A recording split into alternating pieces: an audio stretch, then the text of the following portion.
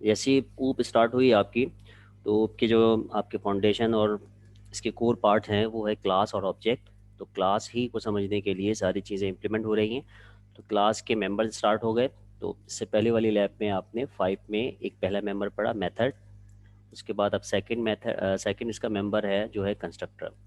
Constructor देखने में तो है ही फंक्शन, ठीक है, मेथड ही है, लेकिन स्पेशल काइंड ऑफ मेथड है कि आप इसके अंदर कुछ रूल्स इंप्लीमेंट कर सकते हैं और इसको आप इन्वोक करवा सकते हैं। यानी ये इन्वोक होगा, फ़ौरन से एक्सेस हो जाएगा जैसे ही इसका ऑब्जेक्ट क्रिएट होगा, या उसको कहीं और से एक्सेस किया जाएगा।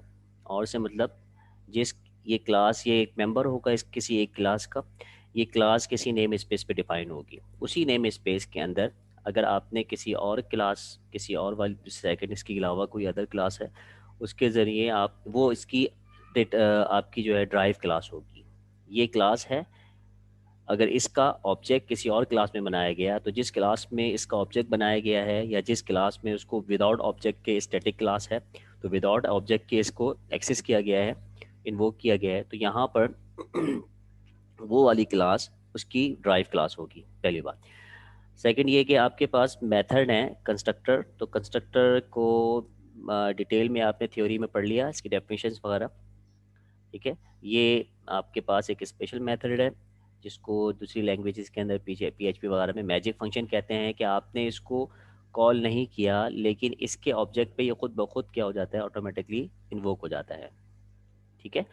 कि कैसे इन्वोक होता है और इसकी लिमिटेशन है नहीं, कुछ इसमें रूल्स लगा सकते हैं, और कौन कौन सी इसकी टाइप्स हैं और कौन सी टाइप के लिए कौन, ये जो टाइप हमें इस्तेमाल करनी है ये किस प्रॉब्लम के लिए इस्तेमाल की जाती है, इन चीज़ों को आज देखेंगे, ठीक है। तो कंस्ट्रक्टर की डेफिनेशन में मैं नहीं जा रहा, और इसकी बेसिक जो रूल्स हैं वो यही है कि कंस्ट्रक्टर के पास क्या होता है, पैरामीटर पैरामीटराइज हो सकता है लेकिन ये रिटर्न टाइप नहीं रखता, सही है। इस तरह के जो इसकी कंडीशंस हैं, और एक ही कंस्ट्रक्टर एक ही पैरामीटर के साथ, उसी सेम पैरामीटर के साथ दो दफ़ा डिफाइन नहीं हो सकता, ठीक है। और कंस्ट्रक्टर जब भी हम पहचानेंगे किसके अंदर, C# में ख़ास तौर पे, वो पहचाना जाएगा किसके ज़रिए से, क्लास के नाम से। तो जो भी मेथड आपको नज़र आ रहा है क्लास के नाम से, वो उसका कंस्ट्रक्टर है। अब कंस्ट्रक्टर किस टाइप का है उसको पहचानने के लिए फिर हमें इसकी टाइप्स देखनी पड़ेंगी, ठीक है। डिफ़ॉल्ट कंस्ट्रक्टर है, पैरामीटराइज कंस्ट्रक्टर है, कॉपी कंस्ट्रक्टर है, स्टैटिक है, एंड प्राइवेट कंस्ट्रक्टर है, ठीक है। तो ये इनकी ज़रूरत पड़ती है, ठीक है, और इसको हम यूज़ कर रहे होते हैं। अच्छा, ये वाला जो कंस्ट्रक्टर है ये 3 स्टार्ट के, इनमें से आपने कितने पढ़ लिए हैं थ्योरी क्लास में? सारे चीज़ों को देखा है या कुछ जो ज़्यादा यूज़ होने वाले हैं उसको कवर किया है? आगे आगे ख्याल रख लेना अपना। ठीक है, हम अपने लेक्चर पे आते हैं। और आपने कहा कि डिफ़ॉल्ट कंस्ट्रक्टर भी इस्तेमाल किया होगा, हमने अपने लैब में किया था, पिछली लैब में पैरामीटराइज कंस्ट्रक्टर किया था, ठीक है। ये भी कॉपी कंस्ट्रक्टर इस्तेमाल करना है, स्टैटिक और प्राइवेट इस्तेमाल करना है, ठीक हो गया। अच्छा, दूसरी बात ये कि ये जो शुरू की 3 है, ये 3 टाइप आपकी उस वक्त इस्तेमाल की जाएगी जब हम इसका ऑब्जेक्ट, इस किसी क्लास का ऑब्जेक्ट क्रिएट किया जाएगा। तो इसकी टाइप तो हो गई शुरू की, जिसका हम किसी का ऑब्जेक्ट क्रिएट करेंगे। तो ये 3 चीज़ें उसी वक्त वही यानी इनमें से किसी एक को हमें क्या करना पड़ेगा, डिफाइन करना पड़ेगा। जब भी ऑब्जेक्ट क्रिएट होगा और हमें कोई कंस्ट्रक्टर क्रिएट करना है, तो इन तीनों में से कोई एक कंस्ट्रक्टर होगा, या तो डिफ़ॉल्ट कंस्ट्रक्टर होगा या पैरामीटराइज होगा। बस यही ज़्यादातर इस्तेमाल होते हैं, कॉपी कंस्ट्रक्टर बहुत कम इस्तेमाल होते हैं जब हमें कोई ज़रूरत पड़ती है उसका डुप्लीकेट बनाने की, ठीक है। तो क्योंकि इसके सब्स्टिट्यूट हमारे पास मौजूद है, इस वजह से इस्तेमाल नहीं किया जाता। बाकी ये 2 कंस्ट्रक्टर तो नॉर्मली आप इस्तेमाल कर रहे होते हैं, लेकिन तीनों एक ही टाइप के हैं कि तीनों को कॉल करने के लिए आपको क्या किया जाएगा, ऑब्जेक्ट क्रिएट किया जाएगा। ये वाला जो कंस्ट्रक्टर है स्टैटिक, ये कहता है कि मुझे ऑब्जेक्ट बनाने, क्यों स्टैटिक का कीवर्ड जैसे ही आता है, और जब उसका स्टैटिक का कीवर्ड आता है इसका मतलब है कि ऑब्जेक्ट क्रिएट किए बगैर उसके मेंबर को कॉल कर लिया जाए। तो इसमें तो ऑब्जेक्ट क्रिएट नहीं करना पड़ता, ठीक हो गया। ये प्राइवेट वाला जो है कंस्ट्रक्टर, ये कहता है आप ऑब्जेक्ट क्रिएट करो या ना करो, मैं इन्वोक होऊंगा ही नहीं, ड्राइव क्लास से मुझे इन्वोक करने की ज़रूरत नहीं, मैं प्राइवेट हूँ, तो प्राइवेट का मतलब है कि मैं अपनी ही क्लास में कुछ काम कर सकता हूँ। ठीक है, अपनी ही क्लास का मतलब अपनी ही क्लास के जो ब्लॉक है, curly bracket start and and, उसी के दरमियान में मुझे आप कॉल कर सकते हैं। इसके अलावा ड्राइव क्लास में मुझे आप कॉल नहीं कर सकते। ठीक है, तो इसी हिसाब से ये आपका ऑब्जेक्ट क्रिएट के साथ कॉल होगा, ये आपकी विदाउट ऑब्जेक्ट के कॉल हो रहा है, और ये आपका किसके पास कॉल हो रहा है जी। ना ऑब्जेक्ट बनाने की ज़रूरत, ड्राइव क्लास से कॉल आप उसको एक्सेस नहीं, इन्वोक नहीं करवा सकते, हाँ अपनी ही क्लास में रहते हुए इसको करवा सकते हैं। तो आपके पास पहला पार्ट तो यही हो गया कि कंस्ट्रक्टर को देखना है, जिसमें से हमें जो चीज़ नहीं देखी इन पे ज़्यादा देखा जाएगा। उसके बाद फिर आप इसके कुछ इन कंस्ट्रक्टर को इम्प्लीमेंट करेंगे, रूल्स वगैरह कुछ रूल्स मैं बताऊंगा, उसको स्टार्ट में बताऊंगा, उसके बाद फिर उसको ग्रेजुअली रूल्स को इम्प्लीमेंट कराएंगे और देखेंगे कंस्ट्रक्टर हमें रूल्स की एक क्लास के अंदर रूल्स की इम्प्लीमेंट के लिए किस तरह से हमें इम्प्रूव करते हैं अपने रूल को इम्प्लीमेंट करवा कर। बिजनेस लॉजिक चेंज हुई, आपने कहाँ को चेंज करना है, तो कंस्ट्रक्टर इस वजह से हमें काफ़ी हेल्प करता है। और आखिर में फिर देखेंगे डिस्ट्रक्टर को। डिस्ट्रक्टर इसके अंदर है नहीं, अगर टाइम मिल गया तो डिस्ट्रक्टर को हम फिर इसके एक आध प्रोग्राम देखेंगे। तो कंस्ट्रक्टर क्योंकि जैसे ही हम कॉल करते हैं, ऑब्जेक्ट क्रिएट करते हैं, तो सबसे पहला मेथड, स्पेशल मेथड ही इन्वोक होता है, और जो भी पॉलिसी उसके ऑब्जेक्ट क्रिएट करते वक्त हमें इम्प्लीमेंट करवानी है तो हम उसको कंस्ट्रक्टर में डाल देते हैं। और जैसे ही उस ऑब्जेक्ट को, ऑब्जेक्ट से जो हम बाहर निकलते हैं, ठीक है, ऑब्जेक्ट की क्रिएशन एक चीज़ है और ऑब्जेक्ट को उसको जो है ना क्लोज करना एक अलग चीज़ है। तो जब ऑब्जेक्ट का इनिशलाइज होता है और फिर वापसी उसको ख़त्म किया जा रहा होता है, तो फिर आखिर में उस ऑब्जेक्ट के अंदर एक उस क्लास के अंदर एक डिस्ट्रक्टर बनाते हैं कि आखिर आखिर के अंदर कुछ पॉलिसी इंप्लीमेंट करवानी है तो हम फिर वो डिस्ट्रक्टर में डालते हैं। ठीक है, जैसे कि अक्सर बेशतर हमारी वो क्लास जिसके अंदर हम क्या करवा रहे होते हैं जी भाई, कनेक्शन ओपन करवा रहे होते हैं, ठीक है, डेटाबेस से कनेक्टिविटी करवाने होते हैं, तो उसमें हम डिस्पोज का और डिस्ट्रक्टर का ये चीज़ कॉन्सेप्ट डालते हैं ताकि वो ख़त्म हो जाए, तो फ़ौरन से आपकी क्या हो जाए, डिस्ट्रक्टर इन्वोक हो जाए, और डिस्ट्रक्टर इन्वोक के अंदर हम उस कनेक्शन को क्लोज कर देते हैं। क्लियर हो गया? चलिए आ जाइए, अब डिफ़ॉल्ट कंस्ट्रक्टर आपको पता है, ये 6.1 डिफ़ॉल्ट कंस्ट्रक्टर की एग्जांपल है, इसको आपने इससे पहले भी किया। डिफ़ॉल्ट कंस्ट्रक्टर का मतलब क्या है कि आपने एक क्लास डिक्लेयर की, उस क्लास के जो मेंबर्स हैं वो डिक्लेयर किए, इसमें कितने मेंबर हो गए, एक मेंबर एक ए हो गया, दूसरा मेंबर बी हो गया, तीसरा मेंबर एक मेथड हो गया, और ये मेथड भी कौन सा है, कंस्ट्रक्टर का है।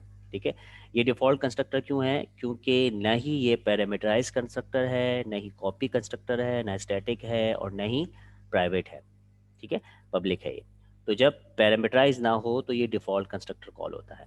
और डिफ़ॉल्ट कंस्ट्रक्टर का एक मतलब ये भी होता है कि अगर हम इसको डिफ़ाइन ना करें और इसका ऑब्जेक्ट क्रिएट करवा दें, तो सी शार्प वाला खुद से अपने पास, ठीक है, पैरामीटर लेस एक डिफ़ॉल्ट कंस्ट्रक्टर क्रिएट कर देता है जो रन टाइम के ऊपर इन्वोक होता है और इसका ऑब्जेक्ट क्रिएट कर देता है। ठीक है, अगर आपको अपनी इस क्लास के ऑब्जेक्ट के ऊपर कोई भी रूल इम्प्लीमेंट नहीं करना, कुछ भी नहीं करना, तो आप फिर क्या करते हैं, सी शार्प ही का डिफ़ॉल्ट कंस्ट्रक्टर कॉल करके उससे ऑब्जेक्ट क्रिएट करवा देते हैं। और अगर आपको इम्प्लीमेंट करवाना है कुछ रूल, जैसे कि यहाँ पर देखिएगा, इसके ऑब्जेक्ट के क्रिएट करते वक्त ए के अंदर वैल्यू सेव करवाना चाह रहे हैं, ये एक पॉलिसी है, ये इम्प्लीमेंट करवाना चाह रहे हैं। बी के अंदर कोई वैल्यू हम हार्ड कोडेड वैल्यू को असाइन करवाना चाह रहे हैं, तो इसका मतलब है जब भी इस क्लास का ऑब्जेक्ट क्रिएट होगा तो ये दो वैल्यू इस डिफ़ॉल्ट कंस्ट्रक्टर की मदद से ये रूल इम्प्लीमेंट कर देंगे, ये हम पॉलिसी को इम्प्लीमेंट कर देंगे। ठीक है, और अगर हमें ये पॉलिसी इम्प्लीमेंट नहीं करवानी, कंस्ट्रक्टर करवाते वक्त इसको हमें कोई वैल्यू असाइन नहीं करनी, अनअसाइन रखना है, तो फिर हम इसकी बॉडी में ये ना रखें। ठीक है, और जब बॉडी में कुछ नहीं रखेंगे तो इसका मतलब है इसको हम सी शार्प के हवाले से इसी को हम लिखे ही नहीं, इसको नहीं लिखेंगे तो रन टाइम के ऊपर सी शार्प का कंपाइलर इसका ऑब्जेक्ट क्रिएट, इसका डिफ़ॉल्ट कंस्ट्रक्टर क्रिएट करेगा और फिर उसको इन्वोक करके इसका ऑब्जेक्ट क्रिएट करवा देगा। ठीक है, तो कंस्ट्रक्टर सिर्फ और सिर्फ इस क्लास का ऑब्जेक्ट बनाने के लिए, इनिशियलाइज करवाने के लिए आता है। ठीक है, तो यहाँ पर डिफ़ॉल्ट कंस्ट्रक्टर हुआ, ये भी आपने देख लिया था इसकी एग्जांपल। अच्छा, ये प्रोग्राम इसकी ड्राइव क्लास है, ये तो आपकी एक्चुअल क्लास है जो अभी आप जिसको डिज़ाइन करने जा रहे हैं, और ये इसकी ड्राइव क्लास हो गई। ड्राइव का मतलब क्या है कि ये यहाँ पर ड्राइव करके आ गया है और यहाँ पर हमने इसका ऑब्जेक्ट बनाया। ये देखिए, ये वाला कीवर्ड न्यू के बाद जो हमने पहले देखा था ये इनिशियलाइज हो रहा है, ये वाली क्लास को इनिशियलाइज किया जा रहा है। तो जैसे ही इसको न्यू की कीवर्ड के बाद ये वाला जो काम किया जाएगा, ये डिफ़ॉल्ट कंस्ट्रक्टर को कॉल कर रहा है। ठीक है, ये हमने एग्जांपल देख ली थी। और डिफ़ॉल्ट कंस्ट्रक्टर कॉल होते ही ये ऑब्जेक्ट क्रिएट हो गया। ये ऑब्जेक्ट, इस क्लास का ऑब्जेक्ट क्रिएट हुआ है इस कंस्ट्रक्टर की मदद से। तो इसमें पॉलिसी क्या लगी है, जब भी इस कंस्ट्रक्टर की मदद से एक ऑब्जेक्ट क्रिएट करवाएंगे इस क्लास का, तो इसमें इम्प्लीमेंट होने वक्त रूल इम्प्लीमेंट जो होगा वो ए और बी की वैल्यू को असाइन कर देगा।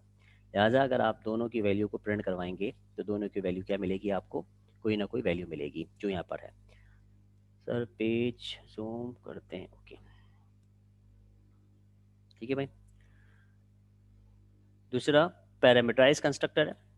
पैरामीटराइज क्या करता है कि डिफ़ॉल्ट कंस्ट्रक्टर में कोई पैरामीटर नहीं होता, इसी वजह से वो, लेकिन ये भी होता है पब्लिक और ये रिटर्नेबल नहीं होता। इसी तरह से हमारे पास एक ऐसा कंस्ट्रक्टर होता है कि हम कुछ ऑब्जेक्ट क्रिएट करते वक्त कुछ वैल्यू देकर हमें पैरामीटर में वैल्यू सेट करवानी पड़ती है। इसमें ये केस था कि ए बी तो वेरिएबल ले लिए हमने, लेकिन इसमें वैल्यू सेट कहाँ से हो रही है, रूल्स पॉलिसी इंप्लीमेंट कहाँ हो रही है, कंस्ट्रक्टर में हो रही है।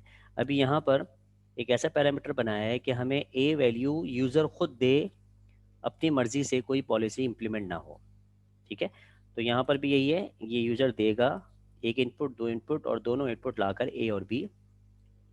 तो ये सेकंड लेवल हो गया। फर्स्ट लेवल आपका ये है जिसके अंदर रूल हार्ड कोडेड है, कोई भी इसका बनेगा उसके अंदर डिफ़ॉल्ट में वैल्यू 100 और 175 जाएगी, उसके बाद आप चेंज कर सकते हैं, वो तो अलग चक्कर है। लेकिन यहाँ पर देखिएगा पैरामीटर के ज़रिए से हम इसको फिल करवाते हैं। जैसे कि यहाँ पर देखिए ऑब्जेक्ट क्रिएट हुआ, ये ऑब्जेक्ट क्रिएट हुआ किस कंस्ट्रक्टर से, पैरामीटराइज कंस्ट्रक्टर से। और इसने फिर ए और बी को एक्सेस किया, तो जो इनपुट में दिया गया है 45 वो ए में चले जाएगा और ये प्रिंट हो जाएगा, जो 25 दिया गया है वो बी में चले जाएगा और ये क्या हो जाएगा, प्रिंट हो जाएगा। ये तो पैरामीटराइज कंस्ट्रक्टर था, इसमें कोई ऐसी चीज़ नहीं, इसकी प्रैक्टिस हमने पिछली क्लास में की थी। कॉपी कंस्ट्रक्टर ठीक है, तो इसमें देखिए क्या है, which create an object by कॉपिंग variables from another object is called a copy constructor. बस आप इस एक ऐसे ऑब्जेक्ट के ज़रिए से जो इस क्लास का क्रिएट हो चुका है उसकी मदद से आप एक कंस्ट्रक्टर वो उसकी मदद से आप जो है एक कंस्ट्रक्टर को कॉल करते हैं और वो कंस्ट्रक्टर फिर क्या करता है, उसका क्लोन बना लेता है, उसको कॉपी बना लेता है। ठीक है, तो कॉपी कंस्ट्रक्टर क्या करता है, ऑब्जेक्ट जो ऑब्जेक्ट क्रिएट हो चुका है, तो ये ऑब्जेक्ट जो है हमें क्या करना पड़ेगा, एक सेकंड एक सेकंड, मैं 2 मिनट में आया।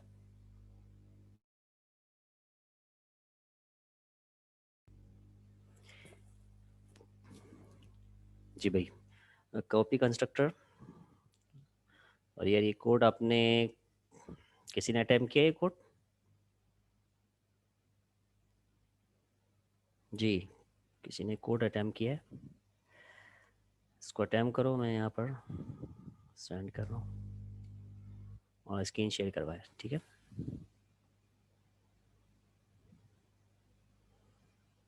कोड मिल गया आप लोग को?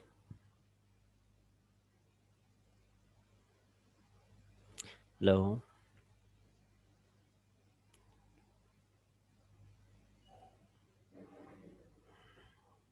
जी, जिसके पास ऑन स्क्रीन शेयर करवाया इस कोड की इम्प्लीमेंटेशन के लिए, मैं स्टॉप कर रहा हूँ, आप लोग उसमें अटैम्प्ट करें।